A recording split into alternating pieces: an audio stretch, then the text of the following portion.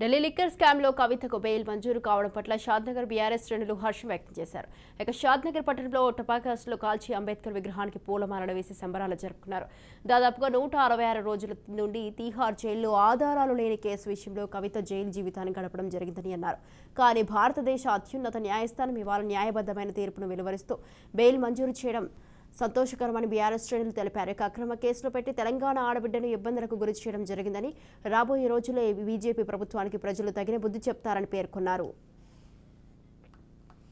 వ్యవస్థాపక అధ్యక్షురాలు మరియు ఎమ్మెల్సీ శ్రీమతి కల్వకుంట్ల కవిత గారికి సుప్రీంకోర్టు బెయిల్ ఇచ్చిన సందర్భంగా మేము ఈరోజు షాద్నగర్ పట్టణ చౌరస్తాలో హర్షం వ్యక్తం చేస్తున్నాము. ఒక మహిళని చూడకుండా దాదాపు 160 రోజులుగా ఒక మహిళను అక్రమ కేసుల్లో ఇరికించి ఈ ప్రభుత్వాలు ఆమెను ఒక ఫాల్స్ కేసులో ఇరికించి ఆమెను ఇబ్బంది పెడితే సుప్రీంకోర్టు ఈరోజు బెయిల్ ఇచ్చినందుకు మేము పార్టీ తరఫున షాద్నగర్ పార్టీ తరఫున బీఆర్ఎస్ పార్టీ తరఫున సుప్రీంకోర్టుకు ధన్యవాదాలు తెలియజేసుకుంటున్నాం. మరొకటి ఇవాళ రేపు మంచికి న్యాయం దినానికి అది లేనట్టు ఈరోజు ఒక కాంగ్రెస్ నాయకుడు ఇప్పుడే టీవీలో మాట్లాడుతున్నాడు. ఆయన బీజేపీలో బీఆర్ఎస్ విలీనం అయితే అందుకే ఆమెకు బెయిల్ వచ్చిందని. అంటే మీరు సుప్రీంకోర్టును కూడా తప్పు పట్టే స్థాయికి వచ్చారు.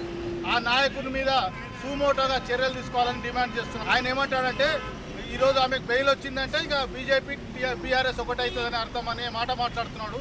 అంటే మీరు సుప్రీంకోర్టు తీర్పుల మీద కూడా మీకు గౌరవం లేకుండా ఈ మొత్తం వ్యవస్థనే భ్రష్టు పట్టిస్తున్నారు. ఇవాళ రేపు దేశంలో రాజకీయ పార్టీలంతా ఓ కాలంలో ఒక మంచి నాయకులు ఒక మంచి సిస్టమ్ ఉండే పార్టీలలో ఇప్పుడు మీలాంటి వాళ్ళంతా జతయి పార్టీని గబ్బులేపుతున్నారు. దయచేసి ఎట్టకేలకు ఈరోజు మా నాయకురాలు కేసీఆర్ గారి ముద్దుల కూతురు కవితమ్మకు బెయిల్ వచ్చినందుకు మేమందరం ఆమె న్యాయం గెలిచిందని తెలియజేస్తూ సుప్రీంకోర్టుకు మరొకసారి ధన్యవాదాలు తెలియజేసుకుంటున్నాను. జై తెలంగాణ.